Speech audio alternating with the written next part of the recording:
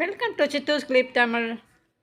இன்றைக்கி இட்லி தோசைக்கெல்லாம் தொட்டு சாப்பிட்றதுக்கு ஒரு சூப்பரான சட்னி, அதுவும் ஒரு 5 நிமிஷத்தில் செஞ்சு முடிச்சிடலாம்.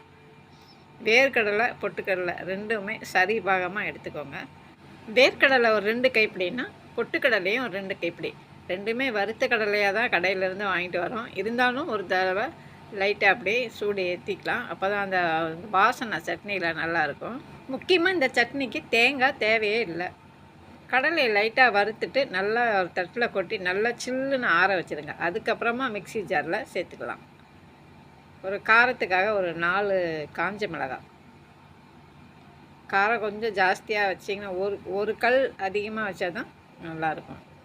புளி வந்து ஒரு சின்ன சைஸ் புளி, சின்ன நெல்லிக்காய் சைஸ் ஒரு புளி. தேவையான அளவு உப்பு.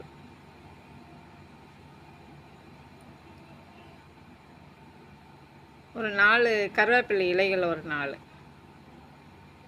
அவ்வளோதான். இதை வந்து அப்படியே கொஞ்சமாக தண்ணி தேவையான அளவு இப்போயே தண்ணி ஊற்றிக்கலாம். ஊற்றிட்டு மிக்சியில் போட்டு நல்லா அரைச்சிக்கலாம். இதை அரைக்கிற பக்குவம் வந்து நல்லா நைஸாக அரைச்சிக்கலாம். இந்த மாதிரி இதில் தேங்காய் சேர்க்காதனால வேர்க்கடலை எவ்வளோ நைஸாக அரைச்சாலும் எண்ணெய் விடாது. இப்போ இந்த சட்னிக்கு ஒரு தாளிப்பு கொடுத்துடலாம்.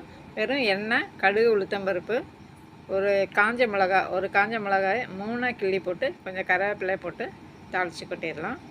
சூப்பராக இருக்கும். பக்கா டேஸ்ட்டில் இருக்கும். இட்லி தோசைக்கெல்லாம் தொட்டு சாப்பிட்றதுக்கு. தேங்காய் இல்லாமல் அட்டகாசமான டேஸ்ட்டில் வெறும் கடலையை வச்சு இந்த மாதிரி சட்னி செஞ்சு பாருங்கள். வீடியோ பிடிச்சிருந்தா ஒரு லைக்கை தட்டி விட்டு சப்ஸ்கிரைப் பண்ணி சப்போர்ட் பண்ணுங்கள். மற்றும் ஒரு சமையல் வீடியோவில் சந்திக்கிறேன். தேங்க்ஸ் ஃபார் வாட்சிங்.